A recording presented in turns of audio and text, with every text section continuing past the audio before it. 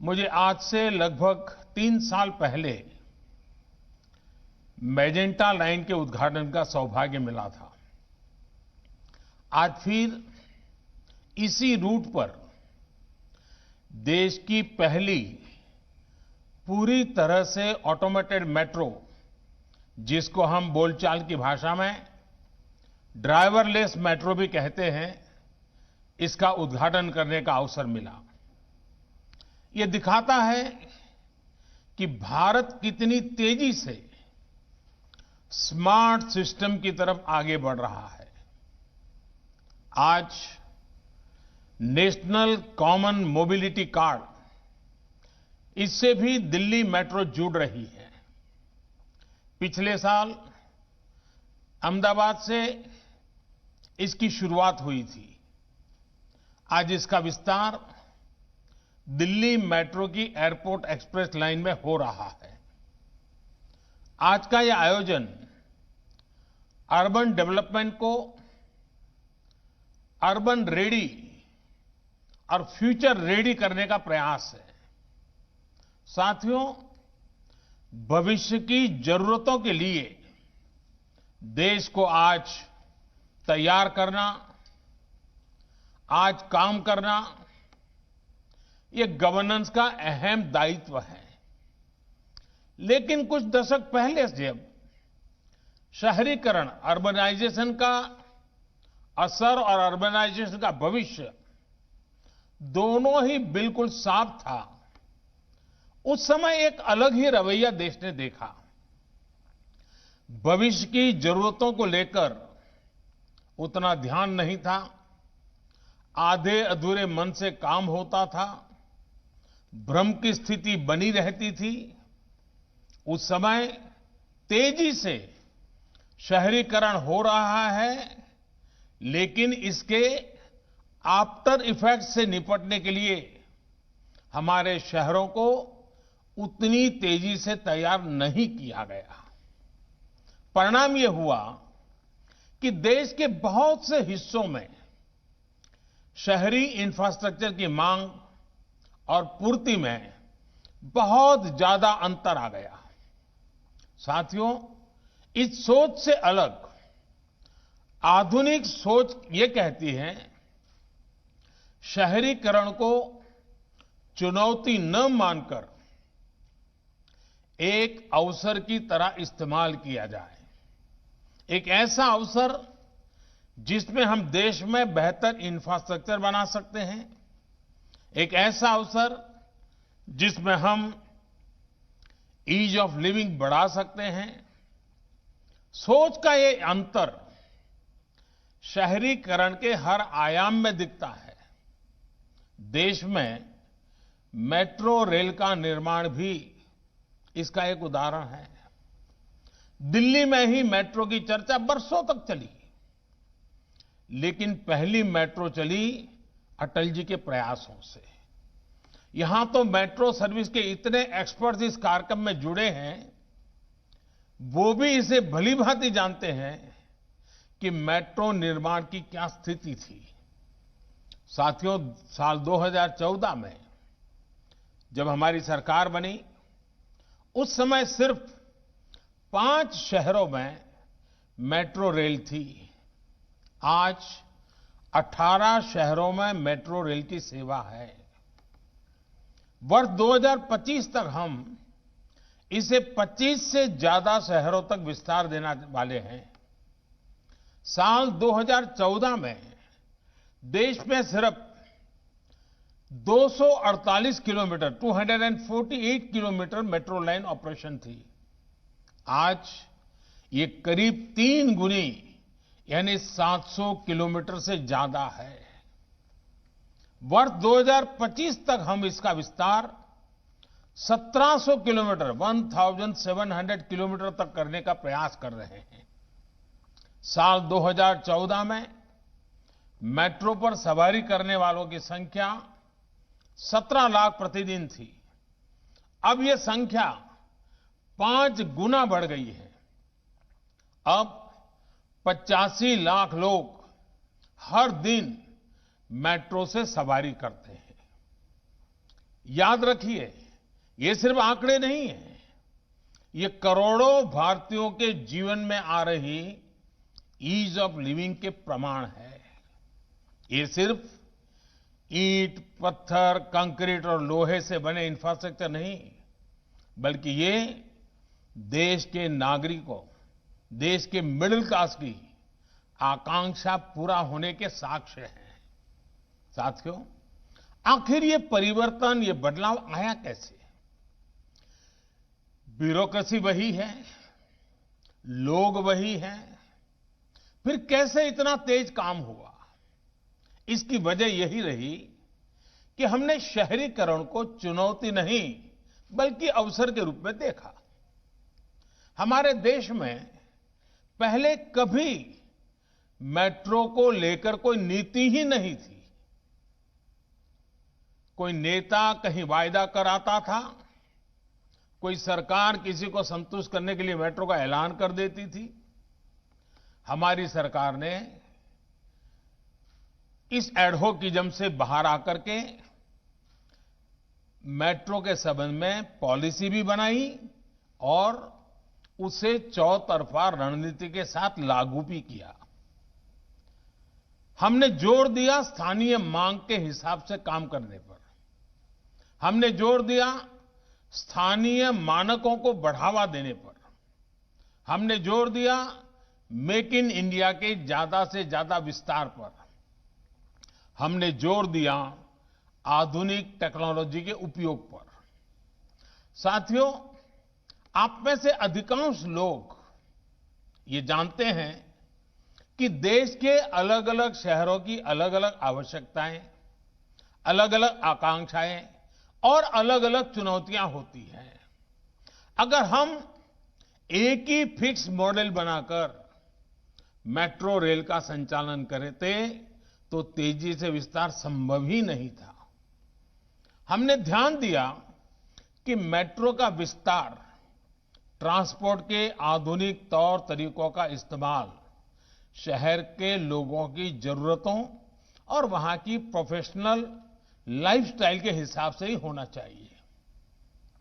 यही वजह है कि अलग अलग शहरों में अलग अलग तरह ही अलग अलग प्रकार की मेट्रो रेल पर काम हो रहा है। मैं आपको कुछ उदाहरण देता हूं। आरआरटीएस यानी regional rapid transit system, Delhi Meerut RRTS का शानदार मॉडल दिल्ली और मेरठ की दूरी को घटाकर 1 घंटे से भी कम कर देगा। मेट्रो लाइट, उन शहरों में जहां यात्री संख्या कम है, वहां मेट्रो लाइट वर्जन पर काम हो रहा है। ये सामान्य मेट्रो की 40% लागत से ही तैयार हो जाती है। मेट्रो नियो, जिन शहरों में सवारियां और भी कम हैं, वहां पर मेट्रो नियो पर काम हो रहा है। ये सामान्य मेट्रो की 25% लागत से ही तैयार हो जाती है। इसी तरह है वाटर मेट्रो, ये भी आउट ऑफ द बॉक्स सोच का उदाहरण है। जिन शहरों में बड़ी वाटर बॉडी हैं, वहां के लिए अब वाटर मेट्रो पर काम किया जा रहा है। इससे शहरों को बेहतर कनेक्टिविटी के साथ ही उनके पास मौजूद द्वीपों के लोगों को लास्ट माइल कनेक्टिविटी का लाभ मिल सकेगा। कोची में यह काम तेजी से चल रहा है और साथियों, हमें यह भी ध्यान रखना है कि मेट्रो आज सिर्फ सुविधा संपन्न पब्लिक ट्रांसपोर्ट का माध्यम भर नहीं है, ये प्रदूषण कम करने का भी बहुत बड़ा जरिया है। मेट्रो नेटवर्क के कारण सड़क से हजारों वाहन कम हुए हैं, जो प्रदूषण का और जाम का कारण बनते थे। साथियों, मेट्रो सर्विसेज के विस्तार के लिए मेक इन इंडिया भी उतना ही महत्वपूर्ण है। मेक इन इंडिया से लागत कम होती है, विदेशी मुद्रा बचती है और देश में ही लोगों को ज्यादा से ज्यादा रोजगार मिलता है। रोलिंग स्टॉक के मानकीकरण से जहां भारतीय मैन्युफैक्चरर्स को फायदा हुआ है, वहीं हर कोच की लागत अब 12 करोड़ से घटकर 8 करोड़ पहुंच गई है।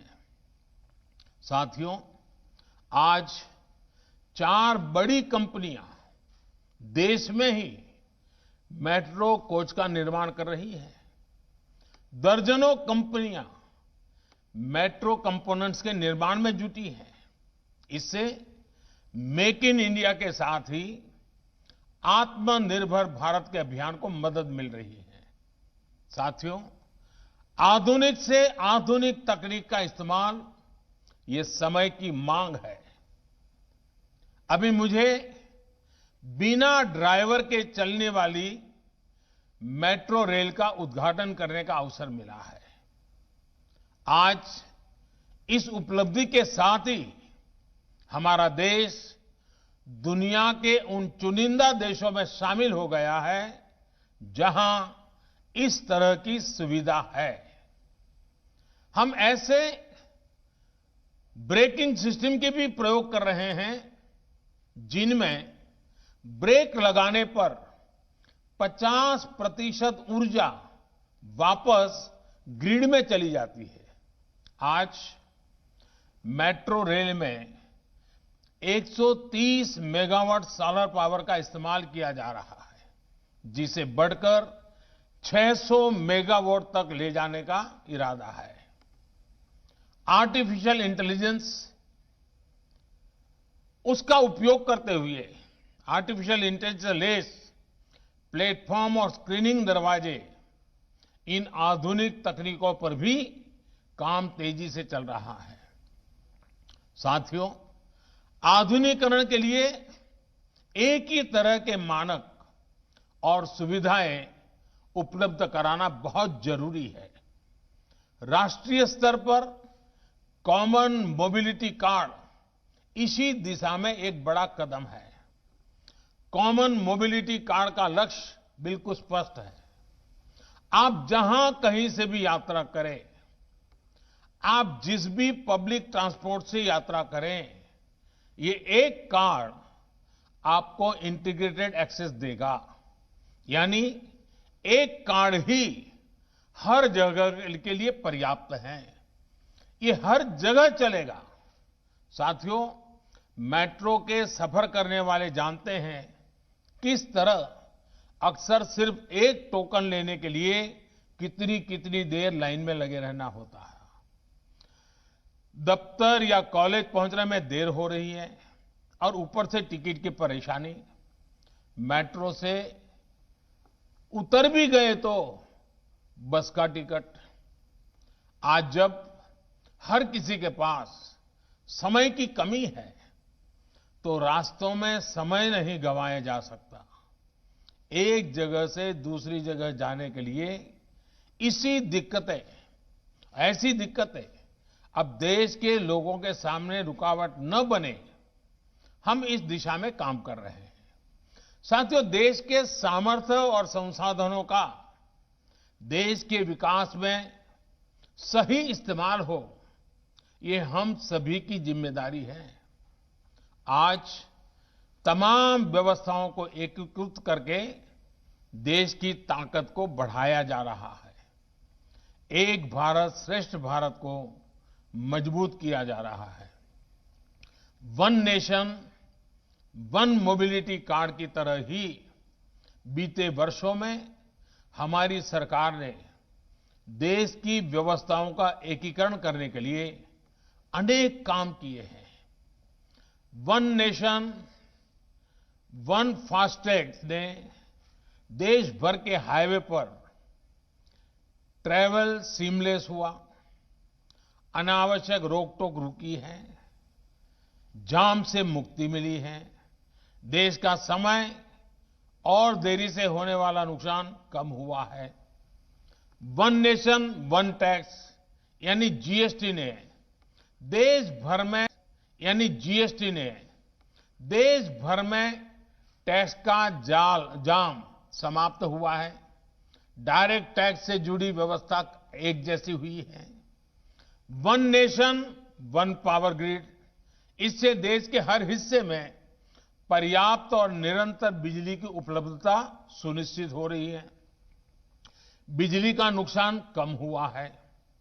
One nation one gas grid, इससे समंदर से दूर देश के उन हिस्सों को सीमलेस गैस कनेक्टिविटी सुनिश्चित हो रही है जहां गैस आधारित जीवन और अर्थव्यवस्था पहले सपना हुआ करता था।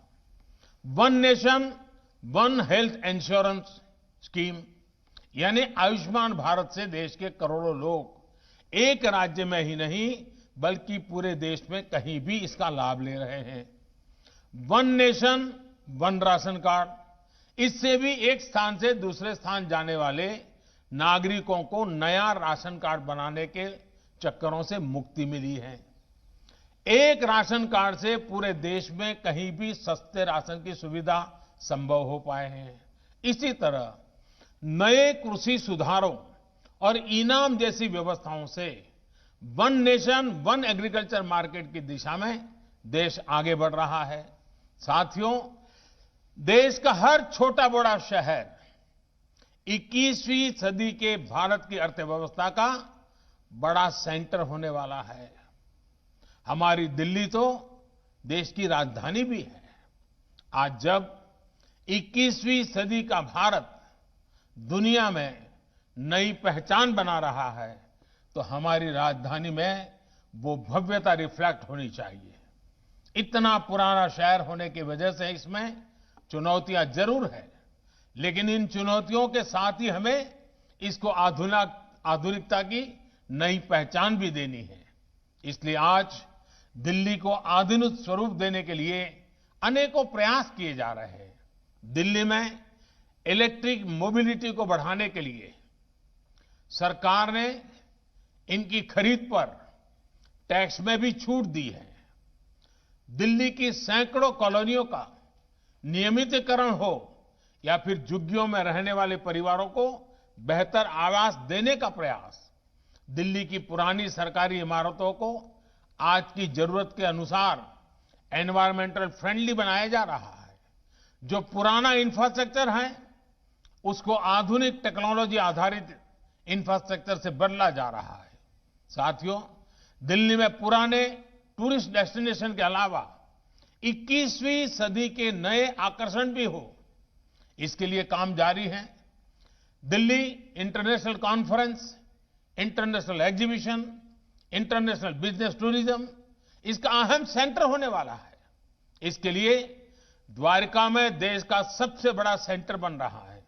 इसी तरह एक और जहां नई संसद भवन के निर्माण का काम शुरू हुआ है, वहीं एक बहुत बड़े भारत वंदना पार्क को भी तैयार किया जा रहा है।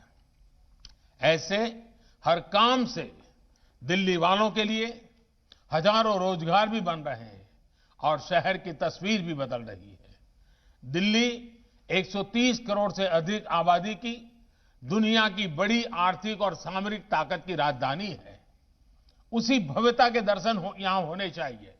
मुझे विश्वास है कि हम सब मिलकर काम करते हुए दिल्ली के नागरिकों का जीवन और बेहतर बनाएंगे, दिल्ली को और आधुनिक बनाएंगे। एक बार फिर नई सुविधाओं के लिए मैं देश को भी और दिल्ली वासियों को भी बहुत बहुत बधाई देता हूं।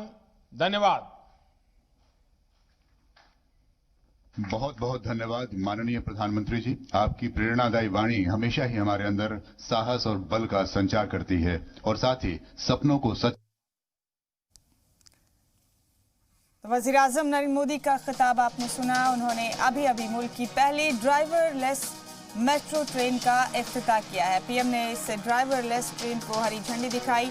मेट्रो ट्रेन को हरी झंडी दिखाने के बाद उन्होंने खिताब भी किया है। आपको बता दें कि ये पहली बगैर ड्राइवर की मेट्रो दिल्ली नोएडा के बीच चलेगी। 37 किलोमीटर का सफर तय होगा इस पहली ड्राइवरलेस मेट्रो के जरिए। वज़ीर-ए-आज़म नरेंद्र मोदी ने अभी एसी मेट्रो का इफ्तिताह किया और अपना खिताब करते हुए खुद मुख्तार भारत की भी उन्होंने बात की। आपको बता दें कि दिल्ली नोएडा के बीच चलेगी ये पहली ड्राइवरलेस मेट्रो और जो सफर ये तय करेगी उसकी दूरी 37 किलोमीटर की होगी।